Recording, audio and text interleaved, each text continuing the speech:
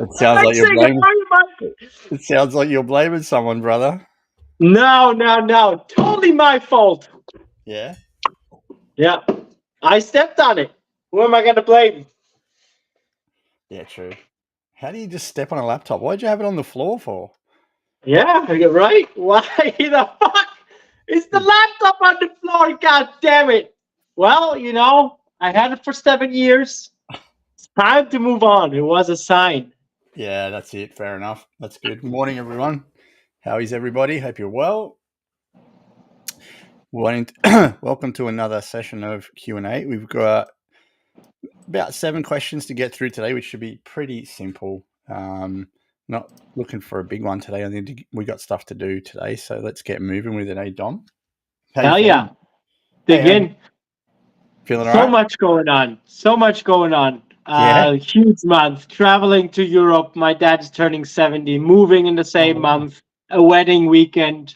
Fucking shit's blowing up. But hey, we're gonna get through it. How are you? Yeah. Yeah, not that busy.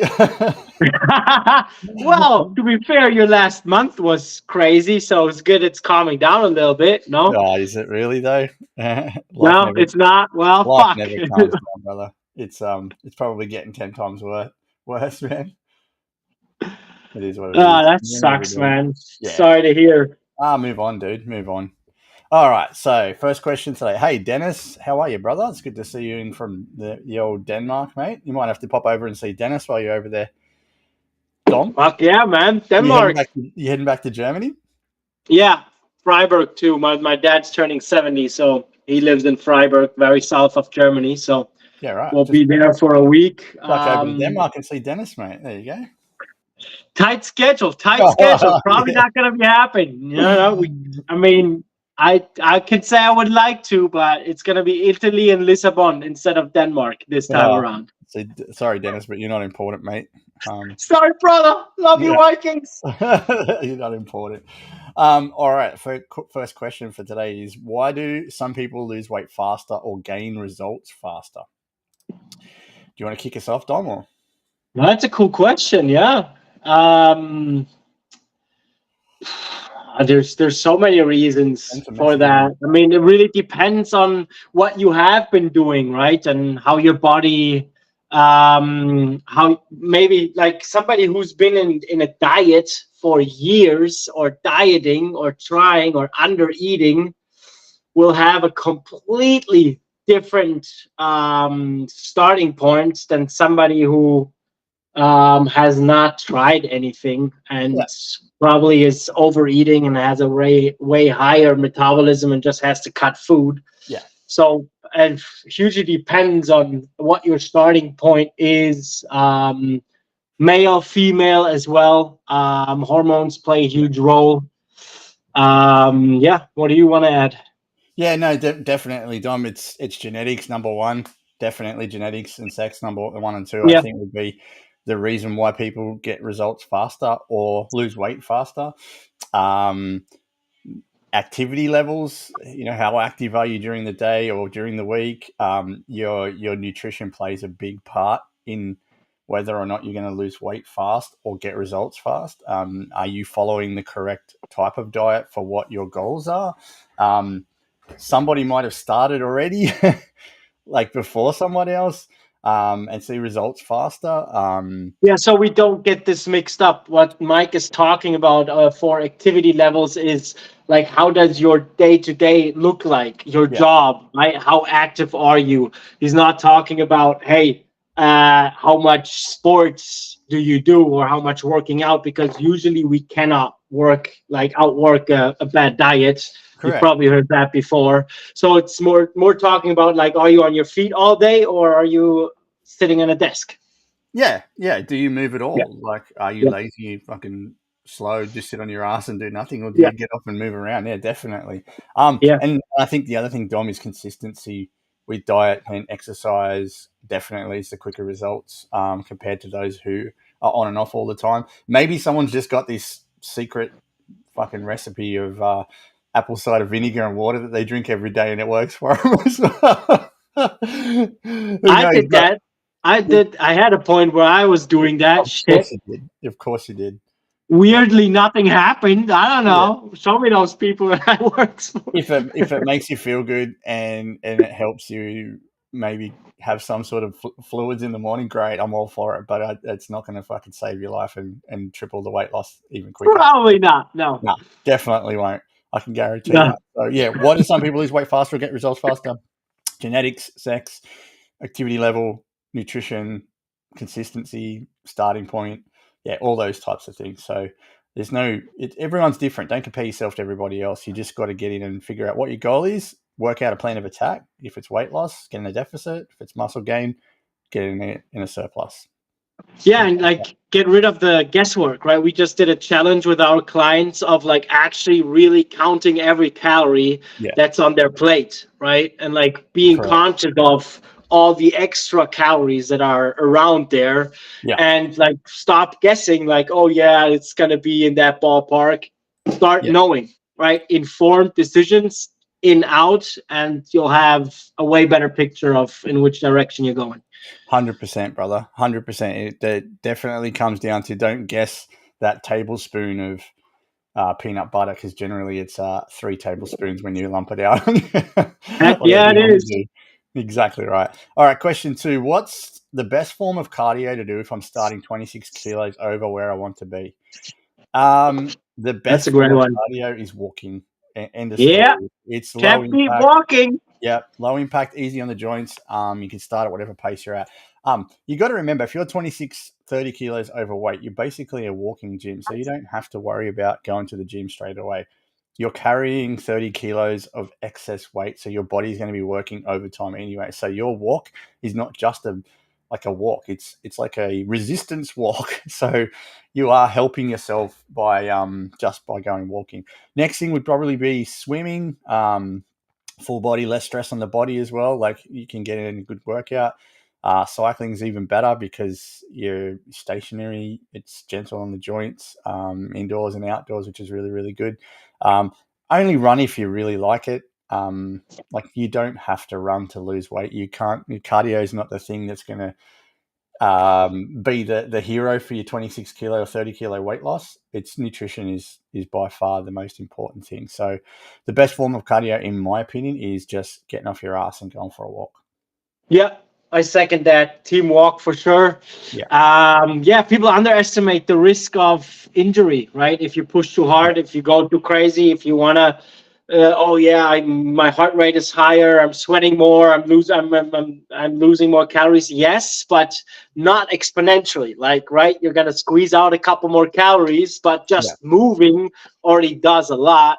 And yeah, the depression when you're sidelined and the negative thoughts coming back in, be like, Yeah. oh well, now I can't do shit. And like we underestimate the impact of being sidelined because we push too hard. Yeah. That's it's bad. Yeah. So And yeah. there is nothing worse than, for example, if you were a runner and you are 30 kilos overweight and you go, you know what, I'm just going to knock out a 5K run, and you get out and you do the first 200 meters, all of a sudden you buckle your knees and you think you've got the same pace as you used to be. You're trying to do a 5-minute pace or something like that. And you've definitely, like you said, you fuck yourself. And then your weight loss goals will go backwards because you'll be injured and you won't be able to do any walking.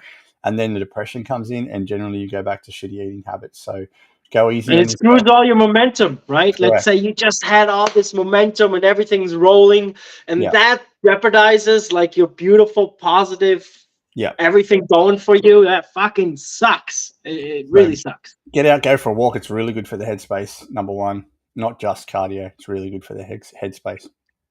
All right, cool. Heck yeah. When to change my program? When do I change it? Is it when I reach my goals? That's a really good question. That's a really good Yeah, question. I like it. Yeah. Yeah. So one of the most important things with training is having deloads. Okay, when we put our body through so much stress when we're lifting heavy weights, we need to have a week where we take the stress off, give ourselves some time to recover, and hopefully come back and start lifting even more the week after. Okay, so That's really, really important. And generally, when deload comes, like week 6 or week 8, depending on who writes your programs and how long they go for, that's the best time to change your program, to mix it up a little bit. Okay. But it also comes down to what type of goals do you have in terms of, are you just lifting for life? Are you lifting for a comp? Are you lifting for, I don't know, muscle building, whatever it is. So we've got to have that as a factor.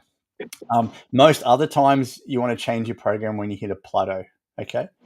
A plateau to me is when you're not seeing any movement on the scale, you're not seeing any increase in the gym. That generally means you've done enough for now. Have a deload and go back and start again.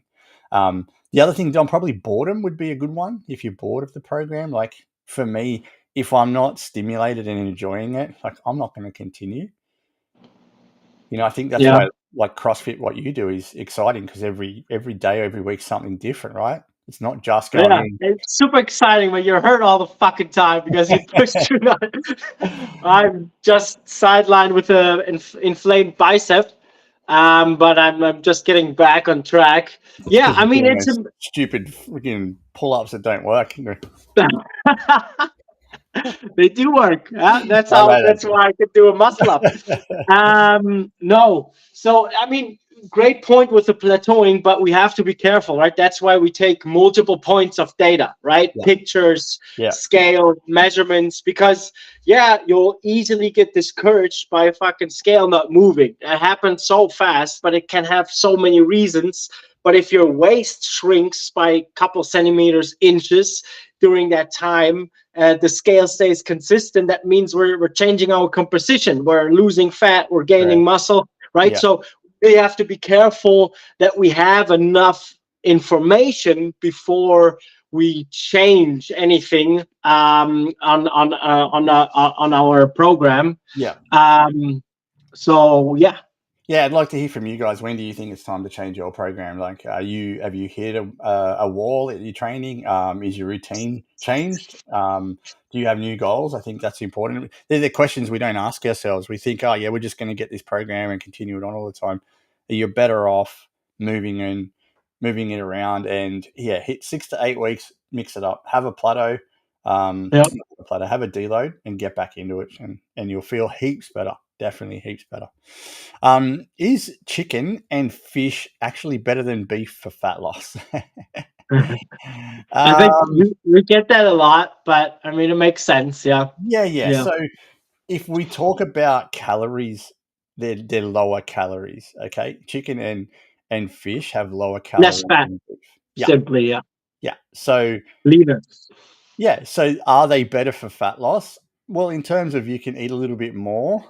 Yeah, but anything's good for fat loss if you eat it the right way. It's your calories is the most important thing. So, fish have omega-3 fatty acids, which are good for you. That's probably another bonus of eating fish. I think a lot of people find white meat, chicken and fish a lot easier to digest as well. So if you do have gut health issues, it's a little bit easier, because obviously beef's a bit more dense. But yeah, I think I'm a big fan of chicken and fish. They're super versatile. Like, you can have them with absolutely anything. Beef is like kind of a stock staple in my house for spaghettis and steak nights and stuff like that. So I feel like there is no, but if you use the beef, you get more muscle. Depending, if you eat the same amount of calories and protein for chicken and beef, it doesn't really matter. It's still the same amount of calories and protein. So, our muscles don't discriminate, brother. No, correct. They don't discriminate. So, exactly right. For me, is either actually better. No, they're not better for fat loss. To me, it's calorie deficit. End of story. You got to make sure you balance your calories. That's the most important part for fat loss. Okay. Is chicken and fish actually better?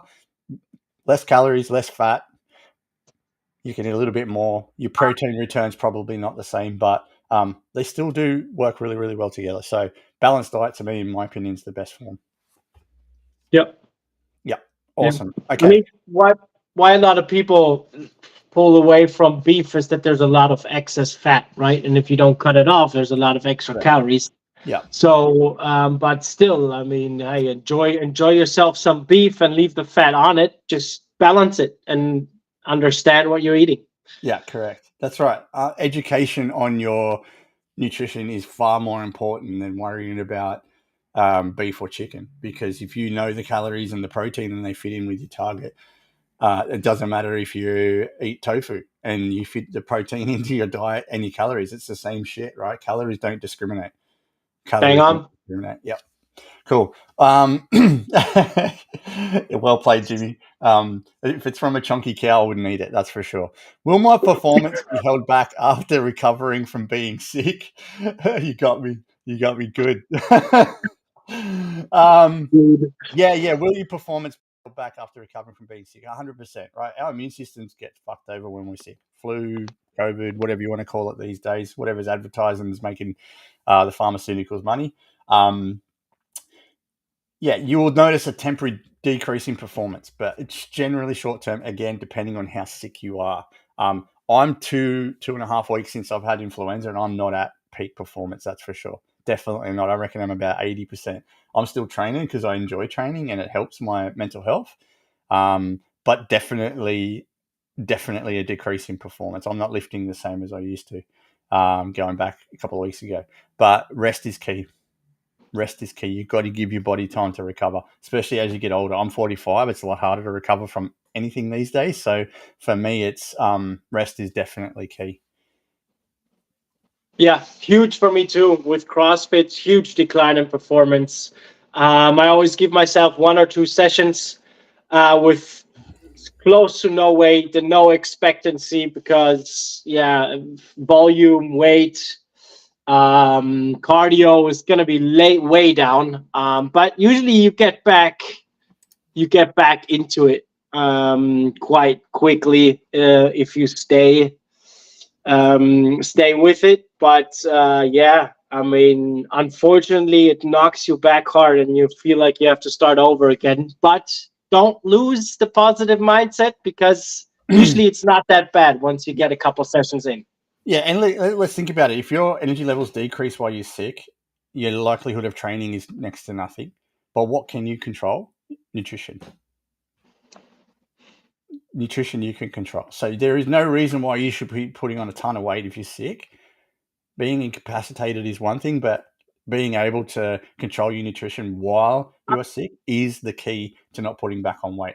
That's the thing that's neglected the most. The first thing that happens when we're sick is we get lazy. We don't want to cook because we can't be fucked, and we go and order takeout, or we get all the nasty shit from the cupboard in the fridge because it's quick and easy, and we don't think about if we had prepped beforehand, if we did our normal weekly prep, that when we get sick, the likelihood is we're going to have good food around. So do not neglect nutrition. It is the most important when you're on a weight loss or muscle building journey.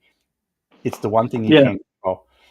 Well, it's such a mind fuck, right? When you're feeling like shit and you're sitting at home, you just feel like going to the grocery store and buying a bunch of garbage and feeding into that negative mindset you're in. Everybody knows exactly what I'm talking about. Yeah, But exactly I right. mean, it's huge. It's a huge involvement to not giving into that bullshit Yeah, when you're feeling bad. That's also something we look for with our clients. It's not easy at all, yeah, and you might fall back at times, but like making that leap from not going from worse to really bad and staying on a sort of, hey, okay, I can still go out for a walk. It's gonna be good for me to get some fresh air and a couple of steps, and I can still eat right.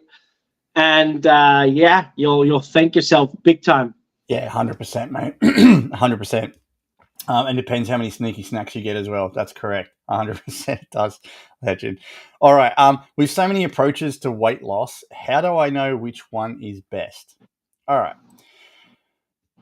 They're all the same in terms of weight loss. It doesn't matter what diet you go, keto, fucking juice detox, pumpkin soup only diet, whatever. They're all putting you in a calorie deficit. Number one, we've got to remember that. Okay, so how many approaches to weight? How do I know which one is best? For me, it's the one that is sustainable for you, the one you're going to enjoy doing. Okay, our program might not suit you. That's fine. Find one that does. If you want to do keto and it works for you, great. Great. Just be careful when you go back and start eating carbs again. That's all I'm going to say about that.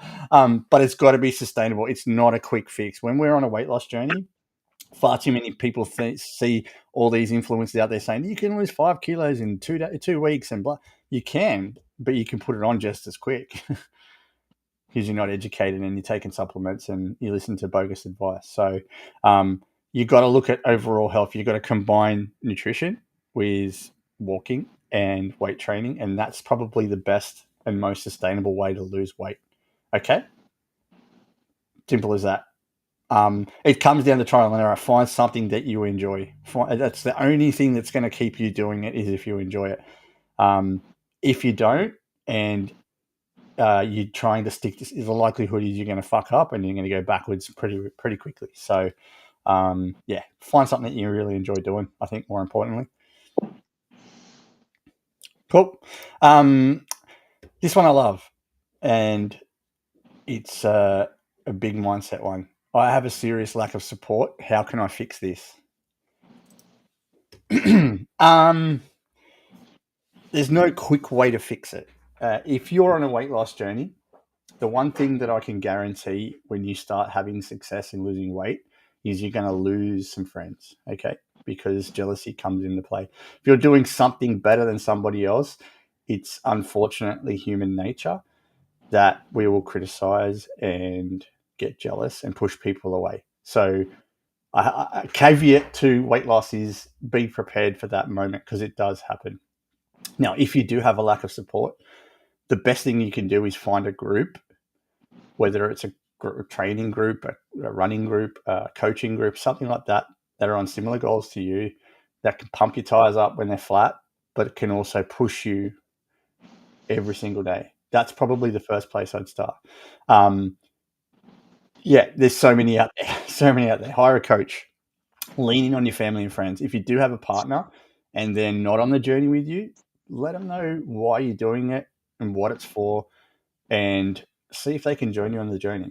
I know, especially with women, a lot of men don't want to go on their weight loss journey with them because they think, we can do it ourselves, and they can't. And then they get jealous when the results come in, and there's a little bit of hesitation and resistance. So I understand that. But if you get on the same journey with your partner and your family and friends and let them know what you're doing, as I said to you at the start, it'll have a funny way of taking out the trash for you, but it'll also show you who's most important. So you need to lean in on those people that matter to you. That's probably the most important thing. Self-motivation is great. Being your own cheerleader is really, really good. But when you're down, sometimes we take off the cheer skirt and put the pom-poms away, and we start getting really, really depressed and become the mascot, right? That's just sitting in the corner, doesn't get picked for the sports teams and all the rest of it. We feel lonely, and I understand that. So you've got to find someone or a group of something that's going to, on the same journey as you, that are going to fluff you up, pump you up, and be part of that journey. That's the most important thing. Nobody in this world is self-made. I'll repeat that. Yeah.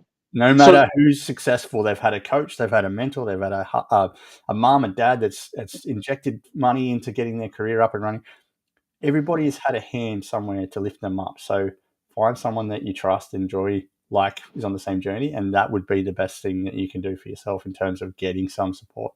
Would you agree, Dom? What is an absolute cheat code? Like, incredible how much, or how it also can decide in some cases if you're successful or not. I would differentiate between someone who is worth it to sit down and have that serious talk, to tell them how you feel when you look in the mirror, like all that shit that you feel and why you want to change. Is that person worth telling or not? Yeah. If it's not, fuck them. Who gives a shit? Move on. If they're worth it, if they're close, sit down and have that chat, right? Yeah. Don't make it a walk-by chat. Let them know that it's important to you, and maybe give them some insight how you really feel and why you want to change. And the people who are worth it will understand. And hey, the ones who don't, fuck them. Yeah. Next, move on. There's a great saying my old cycling coach used to say was, the ones that matter don't mind, and the ones that mind don't matter. Beautiful. Yeah, it's a fantastic way of doing it. So, but what all else fails, get a dog. They'll always support you no matter what. Hell yeah. All right, last one. Are carbs okay at night? Simple answer is Do it. yeah. Yeah. Simple answer is yeah. If it Eat fits all in your with your, carbs at night. yeah, if it fits in with your daily calorie goals, 100%, 100%. Some people find it hard to sleep with carbs getting digested in their system, depending on your gut health and all the rest of it. So yeah, that could be an issue. But for me, if it fits in with your diet and your calories, there is no issue. It's about calories in, calories out every single day, overall over a week. It doesn't matter if you eat it at 1 in the morning, if you eat it 1 in the midday, it really doesn't matter. But sometimes it might make you feel a little bit shit and affect your sleep levels if you are like full. Full, yeah. So probably don't want to be full, but honestly, it myth busted. It does not fucking matter if you don't eat all day and you have 2,000 calories to spare and you wake up at 3 in the morning, shove those 2,000 calories in and don't eat the rest of the day.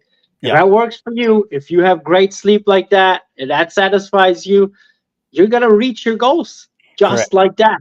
Don't fucking matter. Okay. Yeah, it's right. complete bogus. The timing of day, it has something to do with feeling. How do you feel when you eat before you work out, when you eat in like a huge meal in the middle of your work day, right? Yeah. Before sleep, right? That, you know, that's gonna have an impact on every person differently, and you'll prefer one way or another.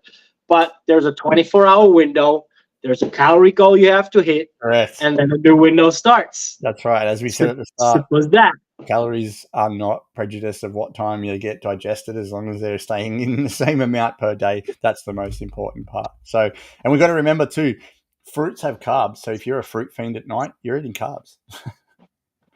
If you like a protein bar at night, you're eating carbs. So generally, everything is okay in moderation, number one, but also there is no prejudice in timing. Just make sure you fit it in with your calorie limit per day and you can eat whatever you want. Awesome. Thanks, Dom. That's it for us for today, mate. Appreciate you jumping on. If you've got any other questions, please send them through to me or Dom at DM us anytime. We'll answer them or we'll bring them up next week. Thank you to the guys on TikTok and Instagram that messages through. Really appreciate it. Everybody